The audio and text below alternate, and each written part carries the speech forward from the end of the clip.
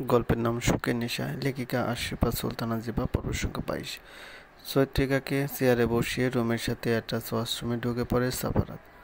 পরক্ষণে ফিরে এসে গায়ের জ্যাকেটটা খুলে চৈত্রিকার উপর ফেলল।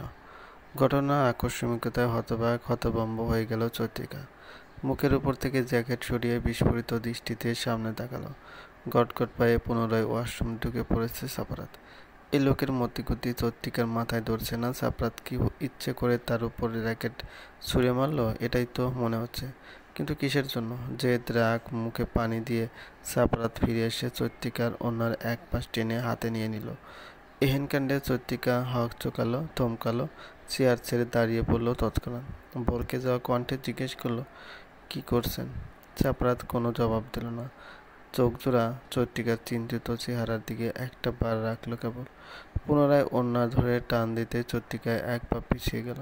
সাফারাত সম্পূর্ণ ওড়না হাতে টেনে নিয়ে মুখের পানি মুছতে শুরু করে। অন্যদিকে চেয়ে চৈত্রিকা ঝটপট জ্যাকেটটা পরে নেয়। ভাবুক চোখে এদিক সেদিক চেয়ে বিছানার উপর থেকে তোয়াল নিয়ে সাফারাতের সামনে ধরে বলল, আপনার তোয়ালে চাই বললেই হতো।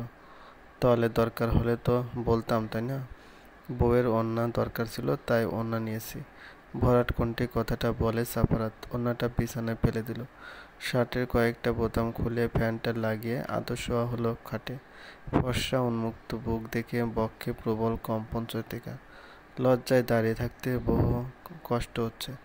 চোখের উপর হাত ঠেকিয়ে শুয়ে আছে সাফারাত। চৈত্রিকার জ্যাকেটটা গা থেকে খুলে বিছানার উপর অতি নিঃশব্দে অতি সাবধানে ওড়না নিয়ে গায়ে জড়িয়ে নেয়। ধীর স্থিরভাবে দরজার অভিমুখে যেতে সাফারাতের কর্কশ রাগান্বিত স্বর শোনা গেল, কোথায় যাচ্ছেন চৈত্র?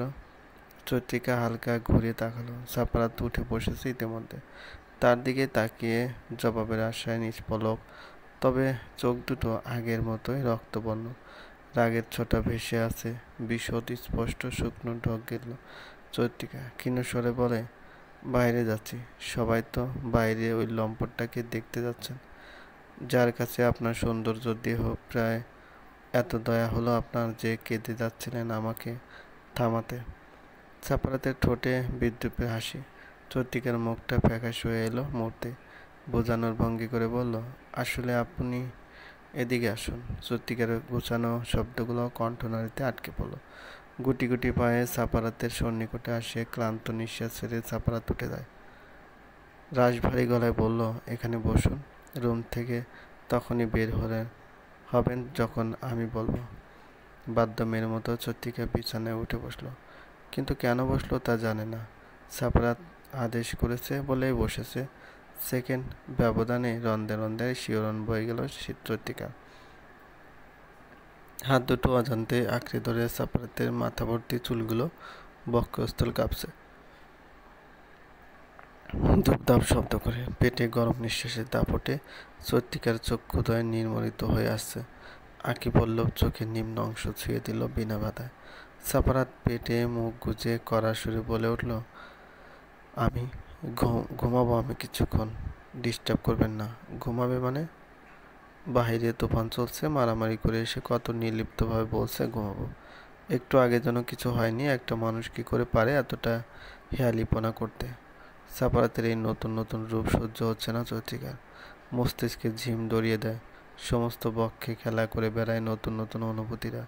চৈত্রিকা বেসামাল হয়ে পড়ে, নিজেকে আবিষ্কার করে কিশোরী জীবনের সেই দুর্বল ভয়ার্ত চৈত্রিকা হিসেবে। ভালোবাসার মানুষের সম্মুখে কি এমন অনুভব হয়? সকল সাহস কি লজ্জা গিলে নেয়, না কি ভয়? চৈত্রিকা চিন্তার জগৎ থেকে বেরিয়ে এলো। সাফারাতের দিকে সামান্য একটু ঝুঁকে আমতা আমতা করে বলল, ঘুমিয়ে পেরেছেন? দুপুরে খাবার খাবেন না? কোনো শব্দ হলো না, বরং কোমর জড়িয়ে ধরল সাফারাত বলিষ্ঠ হাতে। চৈত্রিকার পিলে চমকে উঠল। দরজার দিকে নিজে নজর যেতে দেখে হালকা করে ভেজানো। এখন যদি কেউ এসে এই অবস্থায় দেখে ফেলে? তড়িঘড়ি করে বলে উঠল, দরজা খোলা। সাফারাত, উঠুন প্লিজ, লাগিয়ে আসি। সাফারাত মাথা তুলে ঈগল চোখের সূক্ষ্মতা নিয়ে চৈত্রিকার ভার্ত মুখশ্রীটা দেখল। ভীত হয়ে উঠল চৈত্রিকার আঁখি যুগল। সাফারাত কঠিন স্বরে প্রশ্ন করে, ওই আর ম্যারিড, রাইট? মাথা উপর নিচ করল চৈত্রিকা। কর্ণে ভেসে এলো সাফারাতের কঠোর কণ্ঠস্বর পুনরায়, মাথা মোটা মেয়ে, গাদি একটা। কেউ নখ ছাড়া নিউলি ম্যারিড কাপলের রুমে ঢুকবে না নিশ্চয়ই। চৈত্রিকার কপালে ভাঁজ পড়ে। সাফারাত তাকে মাথা মোটা বলল, কথাটা ঠিক হজম হচ্ছে না তার। নিউলি ম্যারিডদের রুমে আবার মানুষ ঢুকবে না কেন? কেন ঢুকবে না? তারা দিনরাত রোমান্সে ব্যস্ত থাকে তাই? মাথার উপর ঘূর্ণায়মান পাখাটা যেমন গোল গোল করে ঘুরছে, তেমনি চৈত্রিকার মাথা ঘুরছে। সাফারাত তার সাদামাটা উত্তর দিয়ে শুয়ে রইল, অভিব্যক্তি, মুখভঙ্গি নির্বিকার। খুব সিরিয়াস একটা কথা বলে চৈত্রিকার দেহ বরফের মতো জমিয়ে দিয়েছে সে। সেই বরফের ঠান্ডায় শীতলতায় ঠকঠক করে কাঁপছে ভিতরটা। চৈত্রিকা না পারছে এখান থেকে যেতে, না পারছে শরীরের কম্পন ঠেকাতে। হৃৎপিণ্ডের ওঠানামা তীব্র থেকে তীব্রতর। মোবাইল বেজে উঠতেই চোখ মুখ কুঁচকে উঠে বসলো সাফারাত। চৈত্রিকা এতক্ষণে নিঃশ্বাস ফেলার সুযোগ পেল। মন ভরে নিঃশ্বাস ফেলল, প্রাণ ভরে প্রশ্বাস টেনে নিল নিজের মাঝে। রিসিভ করে লাউড স্পিকারে দিল সাফারাত। গালে হাত বোলাতে বোলাতে বলল, বল, কি করছিস ভাই? বিয়ের পর মানুষ যা করে, তার জন্যই তো সরাসরি রুমে এলাম না, ফোন দিলাম। সাবধানের তো মায়ের নেই। চৈত্রিকা তবদা খেয়ে গেল দিহানের কথায়। গালের তপ্ত আভা অনুভব করতে পারছে বেশ। সাফারাত সেদিকে তাকিয়ে দিহানকে জিজ্ঞেস করলো, বাহিরের পরিবেশ কেমন? একদম ঠান্ডা, ফার্স্ট ক্লাস। আমি ধরে নিয়ে গাড়িতে বসিয়ে এসেছি। বেচারার অবস্থা থেকে মনে হলো ওর ভবিষ্যৎ বউয়ের কপাল খারাপ। চৈত্রিকা টিকে থাকতে পারল না আর। কী সব কথাবার্তা! দ্রুত উঠে ওয়াশরুমে চলে গেল। সাফারাত তার ছেলের সহিতে বলে উঠল, কেস করবে না আমার নামে? তোর কি এসবের ভয় আছে ভাই? মনে হয় না করবে, তবে লাঠিটা আসতে দিলে পারতি। হাত পা কেটে ফেলে দেয়নি, এটাই অনেক বেশি। মিম সব কিছু না বললে কিছুই জানতে পারতাম না। দাঁতে দাঁত চেপে ক্রোধান্বিত কণ্ঠে বলে উঠল সাফারাত। লাউড স্পিকার বন্ধ করে কানে মোবাইল চেপে ধরল। দিহান নিচু স্বরে বলল, চৈত্রিকাকে স্পর্শ করেছে বলে এত রাগ, এত হিংস্রতা? সাফারাত কোনো প্রকার বিড়ম্ব না করে গম্ভীর স্বরে উত্তর দিল, অনেক ত্যাগ করেছি, নিজের বোনের সাথে যুদ্ধ করে দাঁড়িয়েছি সুখের দুয়ারে। চৈত্র আমার, একান্তই আমার। চৈত্রিকা ওয়াশরুম থেকে বেরিয়ে আসতে ডাক পড়ে মিমের। ফাহমিদা খাবার গরম করে আবারও সাজিয়েছেন টেবিলে। পরিস্থিতি এখন স্বাভাবিক শীতল, তবে চৈত্রিকার অকারণেই লজ্জা লাগছে সবার সামনে যেতে। এতক্ষণ এক রুমে সাফারাতের সাথে ছিল, কাছাকাছি ছিল, ভাবতে শরীরে অদ্ভুত শিহরণ তরঙ্গিত হচ্ছে। ঘড়ির কাঁটা 8টা ছুঁই ছুঁই। সারে আলমেরিয়া তন্ন তন্ন করে খুঁজে একটা ভালো ড্রেস পেল না চৈত্রিকা। অফিসে তো রেগুলার ইউজের ড্রেস পরে চলে যাওয়া যাবে না। চৈত্রিকার হুট করে মনে হলো প্রায় 1 বছর ধরে কোনো ভালো ড্রেস কিনেনি সে। রেগুলার ইউজের জন্য 2টো জামা কিনেছিল শুধু। এখন কি পরে ইন্টারভিউ দিতে যাবে ভেবে মনটা নিমিষে কালো আঁধার ছেয়ে গেল।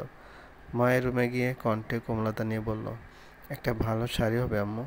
ফাহমিদা চমকে উঠলেন, তারপর কিছু একটা ভেবে হাসলেন মৃদু। ওনার ধারণা সাফারাতের সাথে ঘুরতে যাবে বোধ হয়।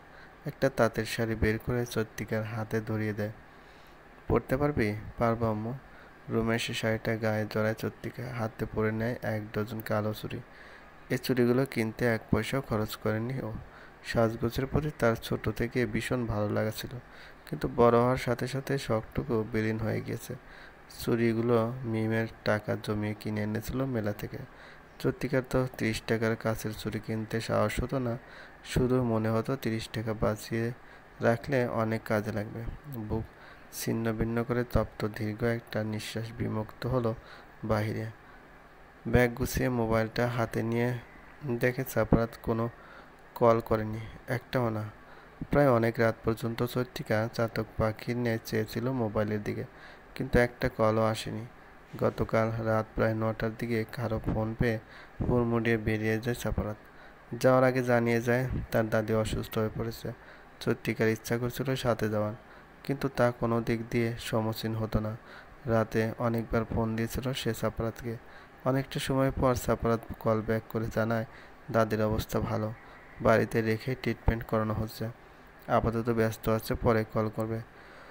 পরে আর কল আসেনি। গতকালও সাফারাত থাকবে শুনে চৈত্রিকার বুকে রণঢাক ঢাম ডোল বাজছিল, অথচ সেই বুক জুড়ে আজ শূন্যতা, হাহাকার।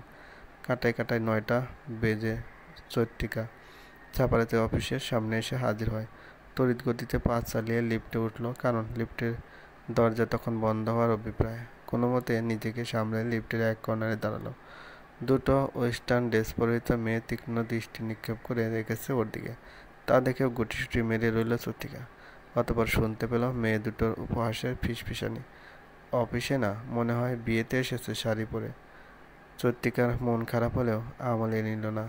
তা কিছু কিছু লোকের কাজই কটূক্তি করা, তাদের উপহাসে মন খারাপ করা নিছক। ছোট্ট মোবাইলটা ব্যাগ থেকে বের করে চেক করলো সাইলেন্ট কিনা। তার ভ্রান্ত ধারণা ছিল সাব্রাত হয়তো কল দিয়েছে। কোনো কল নেই, মেসেজ নেই। বিয়ের পরদিন স্বামীর অবহেলা মানতে পারছে না চত্রিকা। অবহেলা? নিজের মনকে বোঝালো চত্রিকা। হতে পারে সাপারাতের দাদির শরীর বেশি ভালো না, কল দেওয়ার সুযোগ পাচ্ছে না। চত্রিকার ধারণা আরও একবার ভেঙে তছনছ হয়ে গেল উপরে বসে। অত্যন্ত সুন্দর একটা মেয়ে ঠোঁটে বিস্তর হাসি টেনে বলল, সাপারাত স্যার নিজে আপনাদের ইন্টারভিউ নেবেন। যাদের নাম ডাকা হবে তারা ভিতরে যাবেন। All the best. চলবে।